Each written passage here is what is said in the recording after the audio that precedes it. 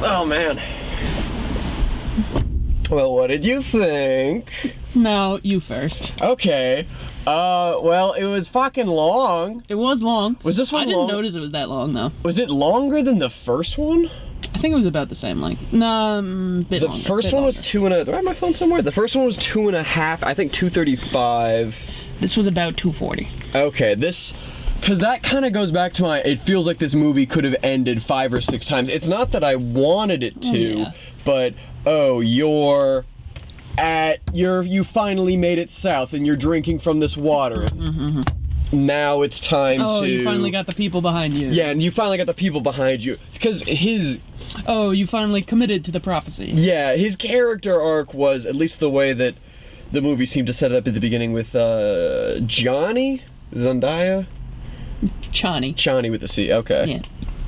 I will say, the mark of this movie is that it taught me the characters' names that it was supposed to teach me in the first movie. I knew Paul. Yeah. And I think that was it. Because I knew Atreides was team Oscar Isaac. I knew Harkonnen was team Drax. Yeah.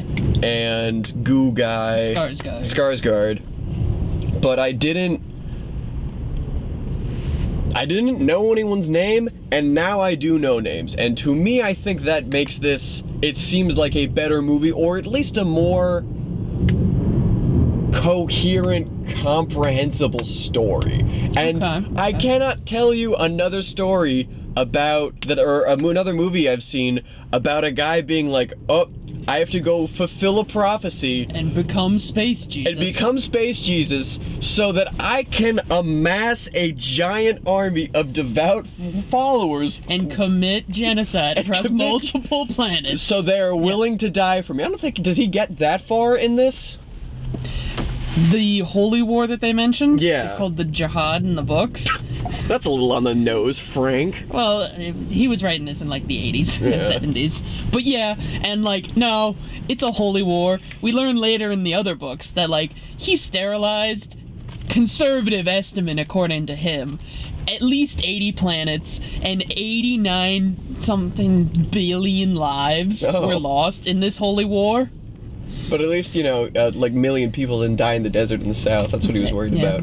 Although I guess the other thing is he also took power and control and yada yada. Yeah. Now he's the emperor of mankind. He just keeps going more and more nuts as he takes funkier and funkier drugs about this. Oh yeah. In this movie. There's a very as he commits and he gets prescience. Yeah. And the gift of prophecy, but the gift is also a curse because he sees that he's gonna commit multiple genocides. Did we see that in this? Did we see? He seemed, the second he drinks the water of life. You see him like have flashes of like fighting and people dying around him, right? Or those like starving people. I thought, did you read that as he's going to extinguish 89 billion lives? I read that as, he's gonna go south and all of his people are gonna starve because he's gonna fuck up or something. That's what I thought it was. I read it as like, oh no, he's having the prophecies of like, oh, I'm gonna cause a holy war. Yeah. Lots of people are gonna die in that holy war. I do like that they just called it a holy war. Like they're not pretending this is something else. Oh yeah. It was going off of that very interesting because in the books he might have committed to being like, oh yeah, I'm just gonna commit a holy war. Yeah. Earlier on, he was like, yeah, we're gonna do that. In the movie, he agonizes over it for a long time. Like whether or not to do a holy war? That's why he didn't want to go south. Yeah. He was like, no, I do not want to commit to this path. Chani, stop telling me to do this. I don't want to commit space genocide. And then he was like, all right, but fine, you go south, you drink that delicious worm juice. Apparently genocide seems like a very solid option. Well, yeah, he sees all of the other possible futures. He does, like Doctor Strange. Yeah, that's what it reminded me of with it. And I liked his little like hand thing from like this to like, oh, there's a way through. Yes. So I kind of angle it. One of the reasons Dune is supposed to be impossible to adapt is you have to have all those dreams and him agonizing over the dreams and the prophecies. And I thought they did that pretty well. Good job, Villeneuve. Yeah. No, this Yeah. was a very good movie. I very much enjoyed this. It was still. There were a couple things where I was. Man, I can think of one of them. There was another one that I remembered, like I was thinking of like halfway through the movie, but that also feels like 4 hours ago. But when they're going south and they all get there, we see them riding in on the sandworms. Yeah. And then Chani just shows up in an ornithopter. I was like, what? Where did you get that? And some of the so hard to adapt. I was never like maybe it's because I've already seen the first one and I was enjoying this, so I was willing to go along, and I was gonna be like, where did she get that ornithopter? Yeah. But like when they were like, oh yeah, Harkonnen, he's my granddad. When that first dropped and Paul was like, did you know? And Lady Jessica was like, I didn't even know till I took the snake juice. Yeah. I was just like, what? What a weird twist. Is that so? What That's is from the books, yeah. Yeah, I'm sure, but Part of the Bene Gesserit space eugenics. what was from my understanding at the end of this, Harkonnen is his the guy he stabbed in the throat, Skarsgård, was his granddad. That is, he called him granddad. Yes. So does that make Oscar so does it go? No, granddad through Lady Jessica. Okay, Granddad on the other side. Was Lady Jessica that blonde baby? No. Well, blonde baby, I'm pretty sure is Leto Atreides, his son, because that's when he was talking about, oh, I see the future of our house, and like Leto Atreides is like the big, really important one in the future. Because Leto Atreides is Oscar Isaac. Oh, Leto Atreides the second. Sorry, they named him after his dad. Is Leto Atreides the baby Leto is the blonde kid? Yes. Oscar Isaac is Leto the first. But blonde kid is Leto the second. Yeah. Worm fusing guy. Yeah. Oh, really? Yeah. Oh. That's why he's big and important. So, one of the Bene Gesserit, they go have sex with Rautha to conserve the bloodline. Yeah. Was that baby? No. That is a different baby. No, that's just the Bene Gesserit being weird and saying, all right, we're scheming, we're plotting, a lot of people are gonna die, but we've been keeping care of these bloodlines doing weird space eugenics. We really want like to preserve 90 generations. Funky snake. We need them to stay alive. So, go make a baby so at least one's alive. Yeah. The original plan in the books, they don't really mention it in the movies because you don't really need to, is Fade Rautha is supposed to marry Paul, but Paul's born a girl. Yes. Yeah, they were telling. And then their kid is supposed to be the Bene Gesserit's big and like the coolest guy of all time. The coolest guy of all time. But Lady Jessica said, "Nah, I'm having a boy. Screw you." Because they can just flip that switch. Yes. Because they have pure the force. mind will. Yeah. Bene Gesserit mind training. Yeah. I was debating about tapping you when Raoul? I thought it was Faye. What was it? Nah Baron? Austin Butler. When Snake Austin Butler was like walking around, and then the random woman showed up, and then she like teleported him to her chambers. I was debating about being like, Patrick, are they gonna do the pain box thing? It seems like they're gonna do the pain box thing. Yep. What was the box thing? Is that how they like figure out who you are? Pretty much, yeah. Okay. It's a big thing in the books of like, how do you respond to fear, pain, death? And it's just like a big like stapler basically that just. No, we don't actually technically know what's in the box, I think. But it's just like the most painful thing ever. Oh, I was. And they're like, all right, if you can withstand this pain and rationalize that you're not an animal just responding to a stimuli, but you're, a rational thinking being, You can keep your hand in the box. And we won't stab you with poisonous chemical.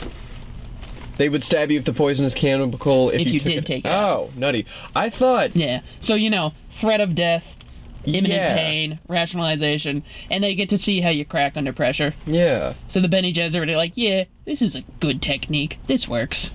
It's a cool thing. I like. It's fun. That's why they keep saying Iconography. fear is the mind killer. Yeah. So they're like, hey, if you're like afraid of the box, you die.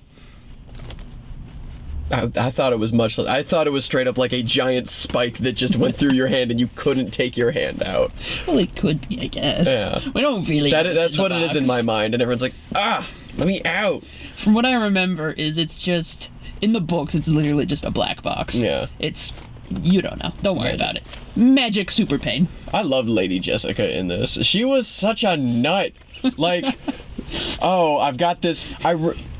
She drinks worm juice and Yeah. is like, all right, we're going full prophecy. Going back to the really beginning, I really loved the freaky, surrealistic, like, all right, here is this zygote I have inside of me, and we're gonna cut to it a lot, and we're gonna show it like tumbling around and stuff. And I like Also that faithful to the books. would they like POV inside Lady Jessica's belly, more Pretty or less. much. Because that is the child Aelia, who is Paul's sibling. Saint Aelia of the Knife is what she's known as later, and she's like big, hella important in later books. Also. Sure. And because her mom drank the worm juice, Yeah. the water of life, Yeah. while pregnant, she becomes like conscious and has even more prophecy and prescience power than Paul. So she's literally just like growing as a zygote and is also like, hey mom, you should commit to this prophecy bit. Yeah, and then Lady Jessica just does. She's like, all right. She's yeah, like, sure. yeah, we need to find out who the weakest people are amongst this crowd. Oh, no, and yeah. manipulate them into our religious cult so I that they will die for my loved son. that. Yeah. Because in the books, the Bene Gesserit are fucking terrifying. That is exactly what they do. That is who they are through and through.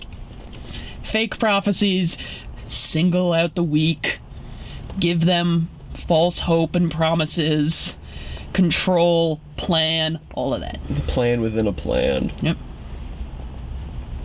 That's how Lady Jessica knows all the right things to say. I love that And their Paul knows all this stuff, yeah. outfits too, the like Oh, yeah. big boxy hats but like very flowing robes, and she's got kind of like a Jawa getup where it's like a bunch of like sacks on top of her when she's poor. The second they get to the south though, The she's writing got, like, on the face was so cool. yeah. I fully bought, like, oh, that's a fanatic, and Yeah. it's cool. That- If she says something, you know what, I'll listen. That is yeah. someone in charge of a cult. I love I'll listen to this cult, sure. this was something I was expecting going in, just because I remember from the first movie, but like all the costumes in this, So good, dude. they were all so good. The Harkonnens at the beginning attacking... With like the big black, they looked like Krogans Beetles. from Mass Effect. Yeah. They were very just, like gross, beetles unhuman in the desert. looking. And I was Yeah. like, oh, that's great. That's a good touch. I I loved that. The way this movie opened, I was immediately like, yeah, let's go. The like golden orange tinted kind of like Martian-y looking sand, and it was like, okay, well here's Paul taking a nap. Here's Zendaya hanging out. She's still in this movie. Or not Prophecy taking nap, but prophesizing. yeah. He's not taking a nap. He told Zendaya wasn't. And It's a prophecy nap, I swear. there's Stoliger. What's his name? Stilgar. Stilgar. Here's Stilgar. He's hanging out. And here's Lady Jessica. Here's our whole cast. We gotta watch out for these Harkonnens coming. And then, we're gonna do our sandworm thing because that's Yep. our main move. And they're like, nope, we'll go up on top here. And then, do you know who was shooting at them? Oh, that was the Fremen. Okay. That was them, yeah.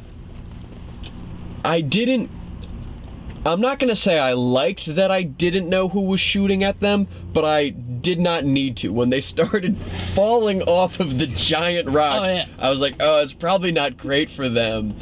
And then Paul has like his little knife fight, Yep. and then he's like, oh no, I've been caught out in the open. Ruh-roh, I'm gonna start shooting at us soon. Huh. And then one of the not Fremen, Team Skarsgård. What are they called? Harkonnens. They got the Harkonnen guy with the gun. He's like, oh, I'm gonna shoot you. And then Lady Jessica, pregnant, like, what, like, no. 4 months in? He's Might showing. be earlier. But yeah. She's got a... Enough that, like... She should barely be, like, lifting a rock. Yeah. What are you doing beating a man to beats death a man with to it? death with a rock, and I was like, yes, I want that as a screenshot. Put that on my computer right now, please. And it's framed by the sun in the background. Yeah. Ah, what an opening. And then fucking, we just cut to Christopher Walken hanging out. What did you think of him as Emperor Palpa, whatever? Emperor Walken. The Padishah Emperor. He was good, you know. The Emperor does just kind of like show up and then get outplayed, basically. It's even in the books, it's mostly just Princess Irulan just being like, yeah, my dad kind of messed up here. Calculus of power and whatnot. Yeah. So did he work for you, Chris? Because yeah. The whole time... He didn't not work. Yeah. But there were definitely points where I was like, oh, hey, Walken, what are you doing here? Yeah. She just kind of looked lost until the, like, last scene when he's, like, half negotiating, but Paul's like, what? You don't get to negotiate. I have an army of people willing to die for me over there. Yeah. Then I was like, oh, okay, I believed him in that scene, but the rest of it is just like, oh, Christopher Walken, you dropped your scroll, bud. You were supposed to pretend to read that. No. Now Florence Pugh's gonna have to pick it up. I mean, Walken was fine. The Emperor... Book Emperor, for me at least, was a bit more, like, better at his calculations. Yeah. You know, he was still, like, a force to be dealt with. He just kind of showed up in the movie and was like, yeah, I'm bad at my job. Okay. Yeah. But, I mean, it worked. And you don't really need that. Yeah. And I liked seeing Christopher Walken. It's like, yeah, you're in this. Yeah. Like I completely forgot that Paul just had nukes laying around. Oh, yeah. Because, Josh Brolin, who, earlier the boyfriend reminded me, hey, Josh Brolin's still alive. I'm like, oh, okay, that's good to know. Mm-hmm. Were those giant threshing things that looked like tanks, or the Harkonnen ones were like kind of potty? Were those like spice miners? Yeah, spice harvesters. Okay. When Josh Brolin showed up and he's just like, hey, Paul, you have 96 nuclear warheads. I was like, fucking yes, let's go. That's exactly what this movie needed. I want a holy war, and I want nuclear bombs. Yeah. That's just like, oh yeah, your dad told me where we stashed the house atomics. This totally normal thing that everyone in the galaxy has. Yeah. It's in such an obvious place. Yeah. Well, then why didn't you find it? I didn't look. Was it good? Statalager? What's his name? Stilgar. Ah, love me some Stilgar. He was great. I love those, like, squealer core characters, the, like, very happy to be 3rd, 4th, 5th in command, that are just super committed to the cause, very much on team Paul or, not Snowball, Napoleon, or Burgermeister Meisterburger has one in his movie. Just like, here's just some head stooge that I have who really loves being head stooge. Really believes in the cause. And Stilgar, he believed in the cause. He's like, yeah, the Messiah, he's gonna be humble and say he's not the Messiah. Oh, what's that? Don't embarrass us, Messiah. Go get a sandworm. Oh my goodness, that's the biggest sandworm anyone has ever seen. And I mean, in his defense, he was right. Yeah, the grandfather. It was the Messiah. Good bet on his part. I mean, he bet right. What was the... Whether or not it was a bit of a cheat on Paul's part and the Bene Gesserit's part, to be debated, but he bet right. So, this is part of the stuff not reading the books. The Bene Gesserits can go to a planet and say, hey, here's some important lore for you guys. You guys gotta remember this. Yeah. And they did that on Arrakis. They do that on all the planets. They did that on all the planets, but the movies take place on Arrakis. Mm-hmm. They did that on Arrakis. They say, hey, this guy named after a kangaroo mouse, he's gonna be your god. When he shows up and he's gonna do a handful of things, you gotta worship him. That's more or less their shtick? Pretty much, yeah. Okay. They just put in place, like, archetypes that everyone could follow. The Bene Gesserit can just kind of, wheedle their way into any local religion, then be like, yeah, this is ours now. Yeah. Also, you're gonna listen to everything we say. Nutty. Yeah. That's cool. Think, like, what the Catholic Church was doing in Europe for, like, most of the time. Just sending nuns out there, just like, yeah, you listen to us Well, now. they have very Your cool soul hats. is in our hands. Yeah. You just gotta wait. Jesus will be here eventually, guys. And then when he does, you win. You're all done. Although this Jesus takes a lot of drugs. This Jesus takes a lot of drugs. This Jesus drives worms. This Jesus perpetuates genocide. This Jesus... grandfather worm.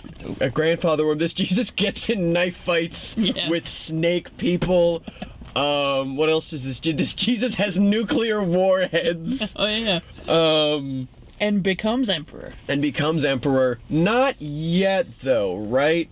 Because it's the end of the movie is all the other houses say, no, you don't get to be the emperor, even though the emperor... And he starts the Holy War. In the books, it's more of, he's just like the emperor now.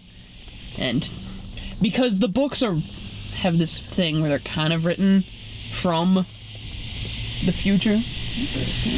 Might be like, ooh, there's a little car. Kind of written from the future, like her... Irulan in her diary, right? Yeah. It's like diary entries and stuff. Okay, so it's not like, I am Paul, I do this.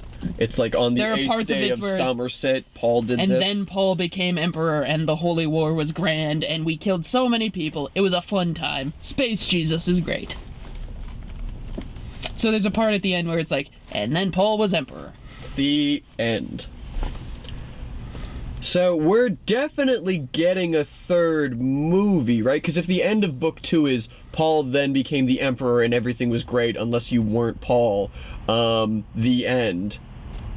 And now it's like, well, now we have to do this whole holy war. I guess, yeah. It's tough, though, because if you're going just to the next book... Yeah. The next book is fully just like... I've only read, like, maybe the first chapter of it so far. But even from what I know, so far, it's just like... It is just Irulan's diaries and stuff. Oh. Or it is just all, like, conjecture about Muad'Dib and the religion and all that. Huh. None of it is first-person Paul going, and then I stabbed a guy. So, I don't know. They totally could. Yeah. But also, I don't know. The source material definitely doesn't get easier from this point.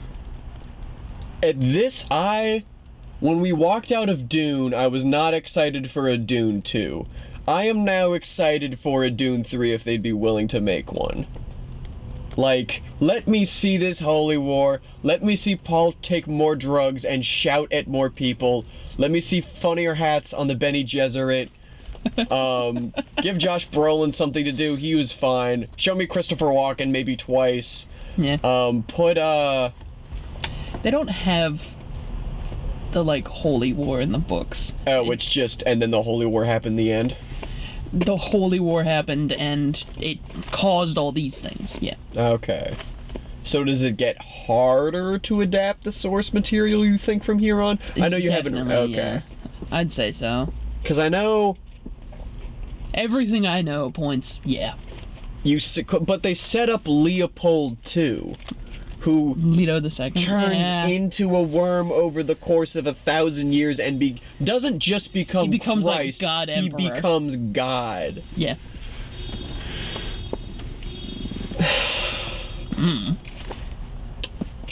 I mean, they could do that. Yeah. I'd watch that. Was that baby born? Or was that a premonition of a baby being born? I think that's a premonition, yeah. Okay. Whose baby is that? Johnny and Paul. No. Well, if it has magic It powers, might it be doesn't have to Irulan. Yeah, because she's is she a Bene Gesserit? I was gonna ask you, but I didn't wanna bother you. She's trained in their ways. But I don't like, think she's like full. she doesn't have the hats. Yeah, I don't think she's full Bene Gesserit, but she's also just like, hey, I'm really powerful. Teach me, and they're like, yeah, okay. Yeah, the head box lady. Both head is in like most important, but also like her head was in a giant box. Mm-hmm. The head box lady was like, "Oh, you're the best person I've taught in my ways." Oh, da da da da da. And from there, I'm like, okay, so Florence Pugh's pretty, Yeah. pretty good at her job. I loved her outfits in this. In the end, where Oh, she's yeah. just like in random fucking chainmail, like little knives Joan of Arc dangling. looking Yeah. thing? Oh, yeah.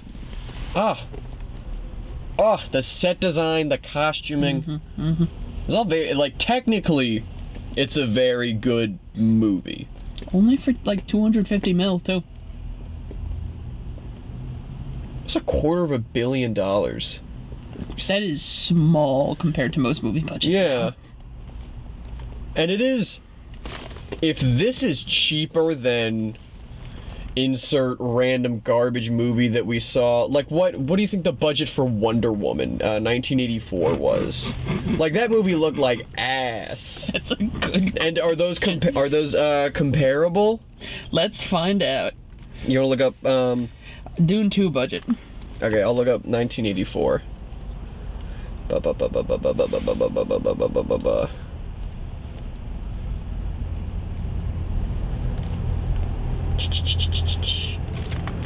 All right. Oh wow, it made 81 million in its debut alone. Dune 2. Yeah. Wonder Woman 1984 had a budget of $200 million. So, $50 million shy from this movie in terms of like financial backing. Wow. Previously reported to be in the 122 million range is closer to 190 million. Dune 2. So How much was Wonder Woman? Wonder Woman 1984 cost $10 million more to make than Dune 2.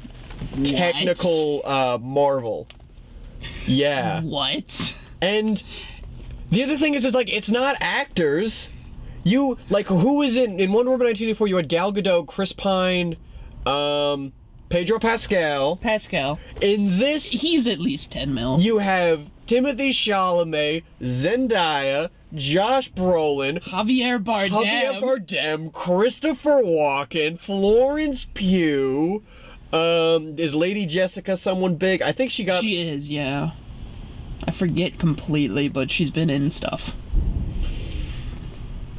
Not gonna remember. Keep going. Yeah, and it's.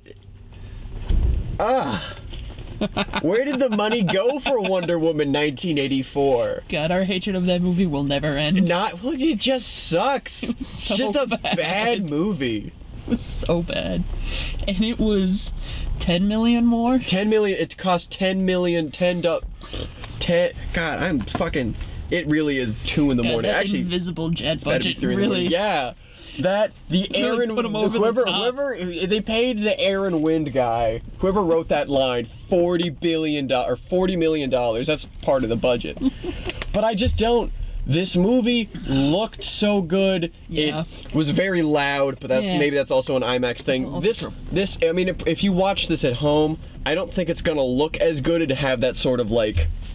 You are watching a movie in the theater. You are leaning forward. You are locked in. But it also will be as Hans Zimmer shits in your ear for 2.5 hours, lovingly. I mean, it was very I was about to nice. say, don't disrespect Hans Zimmer.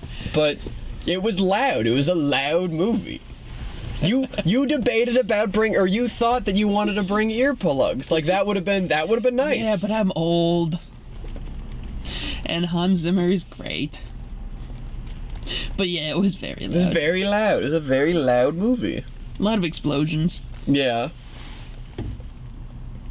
God, the explosion budget alone. Yeah, and it all looked good. All of it. Even the Christopher Walken's metallic donut spaceship thing. Yeah, as he's flying over the southern temple, Oh, and I'm that like, was a cool let's see how shot. stupid the reflection looks. Because this is a reflection of maybe a real set onto a CGI item, and it's, you know, we have to reflect this thing. And I'm like, damn it, that looked passable. That looked cool as hell. Yeah. So, did Paul just send all of his soldiers to war? Wal Hadib? Are they just gonna go into orbit and go fuck shit up? Is that the plan? I guess, yeah. That doesn't seem, I mean, he knows everything. He's taken enough drugs to figure it out, but that does not seem like a great plan. Like, their main shtick is fighting in the sand. You're gonna put them in space? In the books, they take over whole worlds. Because, you know, they're adaptable, really good at managing resources and time. Yeah. Really trustworthy, really good fighters, really loyal, yada yada. But, like, how many of them do you think know how to fly a spaceship? They can learn fast enough. Okay, alright, yeah, doesn't matter. Also, they're also on a lot of drugs. They're also on a lot of drugs. That helps. And also, he has control over the spice now, which is like if one dude had control over all of the oil. Yeah, well, and it's like That would be all a of bit of the- a big problem all if of you're the trying to fight a war. silicon, all of the ability to compute and do space travel, right? Yeah. Like they all And it's FTL also there. like sugar. You use it in food and everything. I liked when they were like, It's it's too everything. spicy for the foreigner, and Timothy Chalamet's like, ugh, I can't do genocide, no. And Zendaya's friend was like, haha, spicy food. Yeah, that was good. Oh no, not genocide. Ha! What do they eat? And because when you were talking earlier in the previews about like how do you get jacked in a Mad Max world, there's like definitely some hand waving here because it's like space and there's drugs and I mean, the same way they get water, they just really that much water. They just really know the desert. Water is their whole shtick. I'll give them that. But like, what are they eating? Like, there's tiny mice, absurdly large worms, birds. There's birds. There's the Muad'Dib. There are animals on Arrakis. They have the wind traps. Yeah. Yeah, to get water. Yeah. They have. Do you think they're just skewering like 40,000 Muad'Dibs a day? Like, where else are they getting There's protein allegedly also like young worm. There's stuff below the sand. from? I guess you could eat those little baby worms that you just get the juice out of. That was a cool scene. That was a cool scene. Allegedly, they're not like supposed to eat them, because you know. Well, they're packed with drugs. And kind of poisonous. Yeah. Very poisonous. But like, there's supposed to be stuff under the sand, and they have their ways, yada yada. It's space magic. Yeah. Lots of drugs. Lots of drugs. Yeah, maybe they're just like starving. Methed out the Yeah, whole it's time. like it's meth, it's nicotine, it's PCP. Yeah, how do you lose with an army like that? It's and they're also sugar. all like, willing to die for you. yeah. And he has the family atomics. And he has the family atomics. and control of the oil supply. All right, we're gonna have this really creative plan because we need a planning montage. We have these buttons on a board. All right, opening move. Yeah, just fucking launch like 4 nukes at them, blow up a mountain range, throw some rocks at them. They'll be pissed, and then just fucking go get them, guys. Kill them. It's fine. It doesn't matter. Holy war. Holy war. Holy war. Holy war. Some of my favorite like scenes in the movies were just dudes rising out of the sand. Yeah. Just out of nothing. Those were cool as hell. That was fun. When one of the Hirakan, or maybe it was Josh Brolin and company, was landing a miner, there was that shot of the little like Breathing tube things. breathing tubes that like went back and forth. I'm like, what is that? And then the little mouse came up. I'm like, what are all these things? And then they all just burst out of the sand. I'm like, oh, That was cool it as was hell. all very cool. The fight choreography, I think, in this was pretty good too. Oh yeah. It felt a little like close for me, but whatever. Yeah, because I think it's all like Whatever. there's knives, there's swords, there's shields, but I mean that's still stabbing range. And then there's laser guns that can blow up anything. Yeah. And then planes with guns. So it's in the books they talk about how weird the guns are and the lasers, because if you have a normal shield, like what Phaedra takes off and throws away, you can't get any projectiles through it. That also means like if you stab it, it's gonna get the blade away too. That's why they have to stab real slow through it. Oh. They talk about that in the books, and that's why they take a ton of training. Half of the stuff that Gurney Haddock and Duncan Idaho do is like teach Paul to like get around shields and break, stab people right, and how to do that with ships, and it's a whole thing. That's why no one's just running around just shooting people. Yeah. That would have been crazy if it's the final battle between Austin Butler and Paul Atreides. He just pulls out a gun. Well, yeah, because he's like, oh, look at this gladius I have. I'm Austin Butler. I was Elvis. And then we see the back shot of Timothy Chalamet, and he's got like his little knife, and then there's just like a Bruce Willis Die Hard gun taped to his back, and just dead. Yeah. Just shoots him like 5 times. I do love that he gets stabbed as a move, though. He's like, yeah, I'll get stabbed, I'll get the whole crowd on my side, and then I will stab you more deadly. And then I'm going over to yell at Christopher Walken, goddammit. Yep. So I think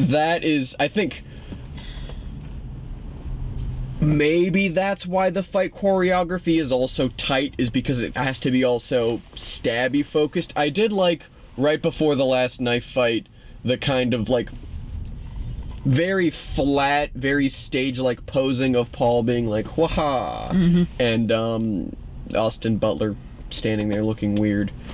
Yeah. Like, may thy knife chip and shatter. Yeah, and he does May thy knife chip and shatter. You Whatever. Idiot, shut up. What are you Duncan Idahoing? Stop, blah. I was Elvis. I was not expecting like 5% of this movie to be black and white. Oh yeah. When we get to it's because they have the black sun. Harkonnen, wherever their planet is called. I really liked that. Arrakis. Gaiety Prime is the Harkonnen planet, yeah. That's a nice name. Yeah. The planet's name is Prime? Gaiety Prime, yes. But not this. Alright, what does matter? I think so. Sci-fi.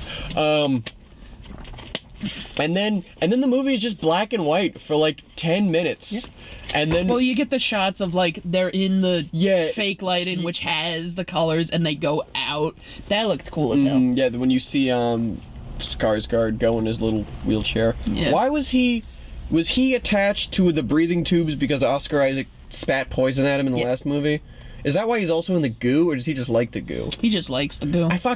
We go from this like black and white super serious to him in the bathtub. He's hanging out in the bathtub fucking smoking a hookah, just hanging out. Evil. He's like, oh, Uncle, why did you not drug one of the guys at my birthday party? And he's like, don't worry, son. It was nephew. A gift. It was a gift. Now I'm giving you a planet that controls all the oil in the galaxy. It's not a bad birthday. Yeah. I know they go into this in the books. Not qualified to do that. He kills a planet? To have like the most important planet in the galaxy. If Dave Bautista couldn't do it, what qualities does Austin Butler have besides snakiness? Okay, well he does do better than Dave Bautista. So, okay, why didn't Dave Bautista just go to the northern hangout spot with a bunch of ships and blow it up? Ostensibly, he couldn't find it. Was there a scene where Austin Butler used his snake-like senses to find it? No. Okay, that's one of those that's like, movie, what?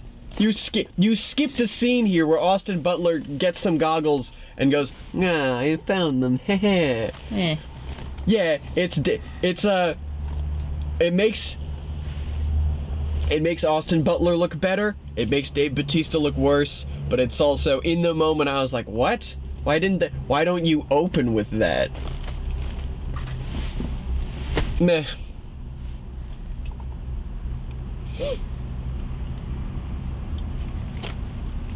Good movie. Good. So would you put this above or below the first one? Above. I would also say above. So where... I liked the first one, though. So. The first one I enjoyed. I haven't been like, ooh, I really gotta watch Dune. I think I would watch this movie again. I might... I don't know what I would skip through, but because it's 2.5 hours long. But... Oh. That's the other thing. Almost every part was faithful to the books and important. I was never bored, too. Yeah. Like this movie could have ended 6 or something times, and this movie's 2.5 hours long, but I was enjoying it. I was like, yeah. I really hope they get to the Holy War part. I saw you lean forward and lock in. Yeah. Like every 15 minutes. It was also, I wasn't used to not getting to recline. Yeah. So I had to adjust in my seat. Oh, I liked your choice of getting the water for the movie. I thought that was very thematically relevant. They don't have popcorn on Arrakis, but they do love their water. Mm-hmm. Ugh. Them stealing the water from the dead bodies. Yeah, and what's her name throws up. Yeah. And they're like, what? That's cringe. Don't do that. You're losing water. Why do you think we're doing this? You idiot. It is crazy that they just give the snake juice to a pregnant lady and no one's like, she was pregnant? Yeah, guys. She's got a whole bump. Have none of you asked her this? Have none of you noticed? Or do you guys do pregnancies differently? They just give her the snake juice. Yeah. And what's weird is they're like, do the snake juice or else we're going to throw you into the desert and you'll die. Okay, I guess I'll have the snake juice. Oh no, we gave the snake juice to a pregnant woman who's obviously pregnant. Why didn't we think of this? Was she obviously pregnant? I'd like to... I don't maybe think so. If I stood in front of Lady Jessica and I talked to her for 5 minutes, I am not giving her snake juice. I'm going, you know what? There's an above average chance this is a pregnant woman. I've spent months talking to Paul. I'm sure Paul has told me at least once that his mom is pregnant. I don't think it was months at that point. I think it was still a bit early, but yeah. Well, this whole movie takes place... Well, Dune 1 and Dune 2 all take place in 10/1/91, I think. Because Florence Pugh, all of her audio logs take place in the same year, and I think Dune 1 takes place in the same year. So maybe it's not that long, but...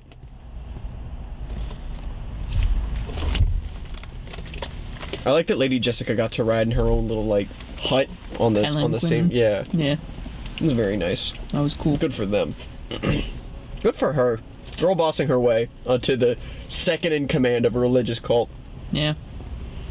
Well, and then first in command. Is she in charge? Yeah.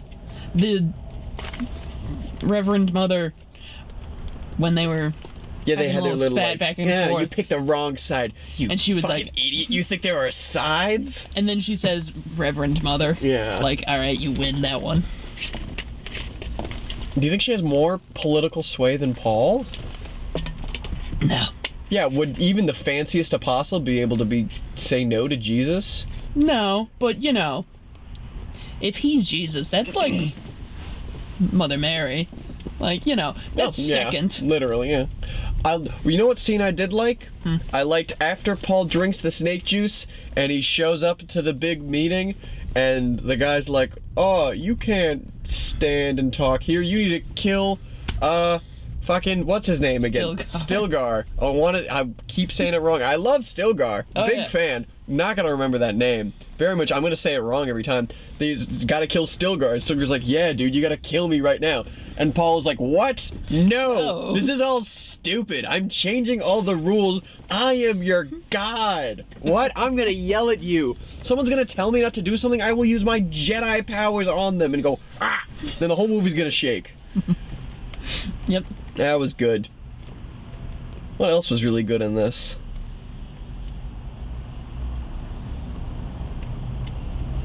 The opening. Well, the All sets the were really themes nice. were there. Yeah. Him struggling with power and prophecy. Revenge. One of the main changes I did notice Yeah.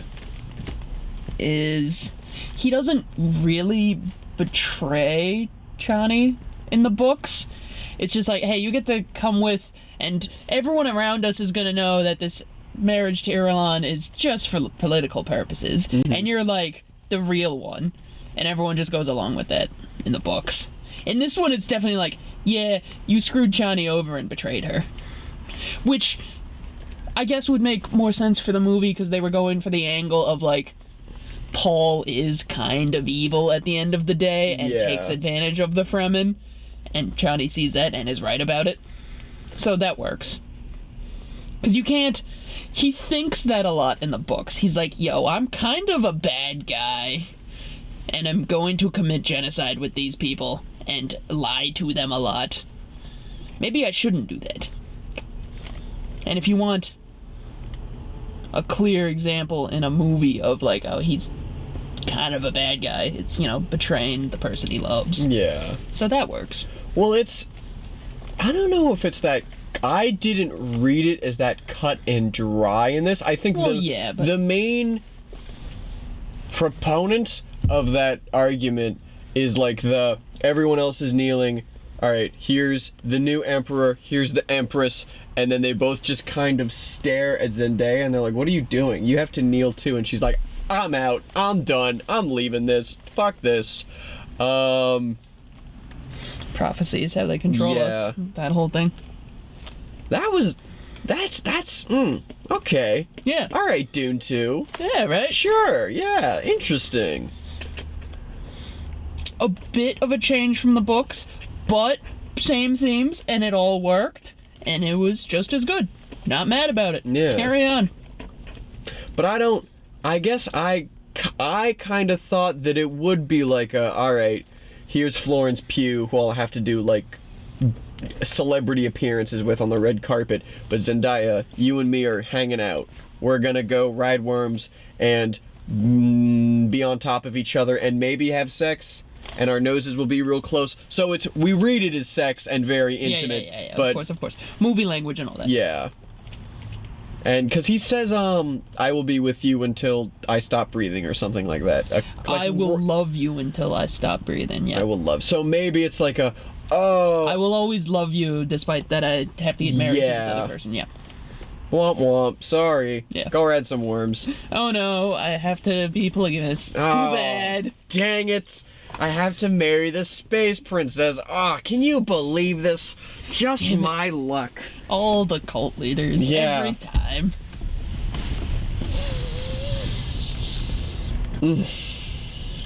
I'm trying to remember, because I'm supposed to be the Dune guy. I mean, you could just be a Dune enjoyer. That's true, but that's an important one. If Leto the Second Atreides Blonde is baby. blonde baby, yeah, worm dude eventually. Yeah. Worm God Emperor of Mankind. If he's Irulan's kid or Chani's kid? If he has mind powers, well, I guess Irulan doesn't necessarily have mind powers. She's just really cool. Yeah. I really loved the Emperor's palace or like homeworld type thing. Oh, yeah. It's just very nice. It was nice to, as much as I loved all the sand, it was nice to occasionally cut to not that. And then at one point, I think right before the final battle, we're back on Arrakis. It's Chani.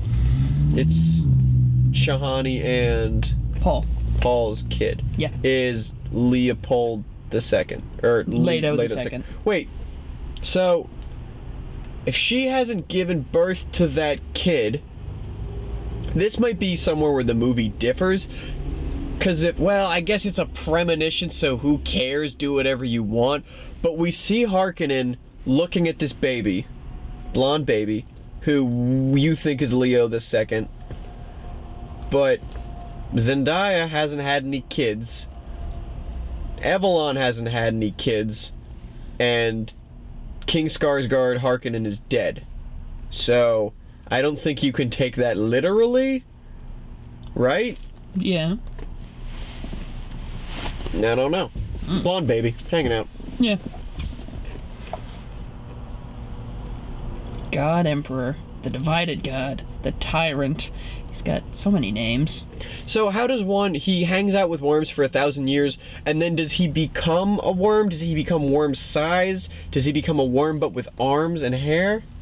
Ugh. Yeah. Oh, that's gross. It's got like a shell. Yeah. Yeah, also the books describe it as just half and half, so Oh. it's up to the It's artist. not really half and half. Yeah. I guess it's not a picture book. You know. Also, it's like space magic. Ugh. He might be able to, go between the two. They're all so weird. Yeah. He's not supposed to be, fun and easy to look at. Yeah. He's called the Tyrant for a reason, and the Desert Demon. What was Batista's plan? Don't know. So, like, ignoring alright, I'm gonna do my best with this terrorist force that's blowing up all my stuff. Okay, I'm going to go find their prophet and kill him. Mm-hmm. And I'm going to go into the desert with minimal support, and I'm just gonna take him out. And then he finally sees him, he's like, nope, fuck this, I'm leaving. So, in the books, and probably in the movie, they just don't say it explicitly, but they do explicitly say it in the books. Raban, or the Beast Raban, or Radan, whatever. Which one's Raban. that? Batista? Okay. Everyone around him, including Harkonnen, Stellan Skarsgård, is like, yeah, he's just an idiot. This is why we can't trust him to do anything. It's just so dumb. Yeah. He goes to They call him the Beast because, yeah, he'll kill everyone. Yeah, he's great No, to, he won't. point at He a problem. sucks. But he's too dumb. That's why Fade Rautha is, actually finds the... Yeah, he can off-screen find the Fremen base and then just show up with rocket launchers to blow it up. Yes.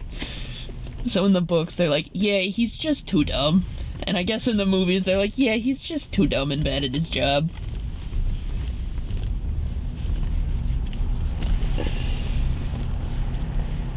I don't know. You could bastardize the books to streamline the movies and try to make those two characters one character. I think. You wouldn't get Josh Brolin having a knife fight with Dave Bautista in the end, but... I mean, you could, but You wouldn't get Austin Butler, the baldest man known to man, cobraing around as he sets a woman on fire. He's like, oh, I have all the information I want. This is just for the pleasure.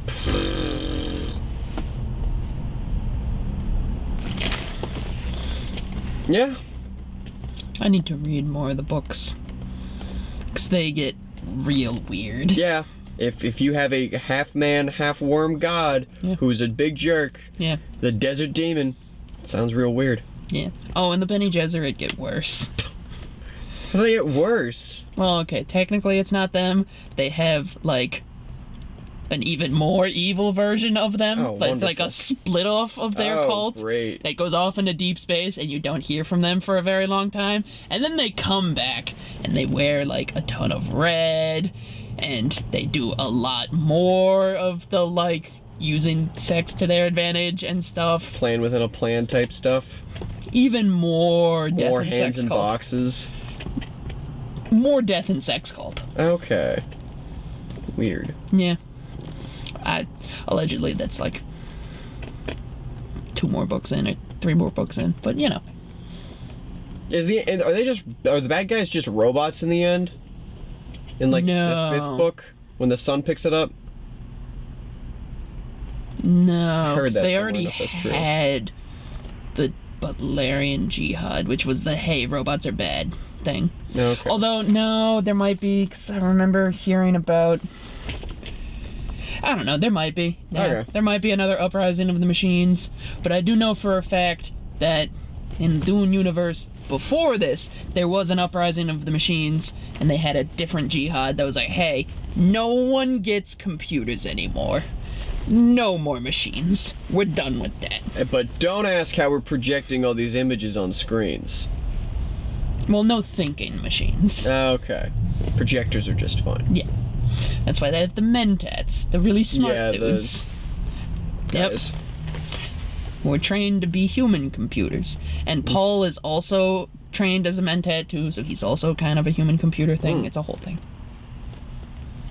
You don't really need that in the movie though. Yeah. Well, cause we had that one guy in the last movie. I don't know if he died or not. He did, yeah. But yeah, Paul is also that space Jesus. This Jesus can also do math, along with access to the family atomics. Ugh. So what would you rank this on the Krolton scale?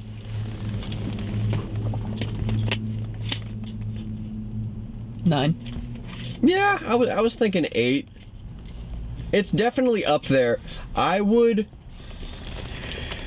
watch this movie again in a way that I don't think I would watch Dune 1 again. Because Dune 1 agree. was a lot of setup, Yep. a lot of talking, Yep. a lot of, oh, Paul, you need to figure out your future, a lot of existential dread, Yeah. as Oscar Isaac's like, damn it, they're gonna kill me and my whole family and I can't do anything about it. Damn it. They gave me a poisoned...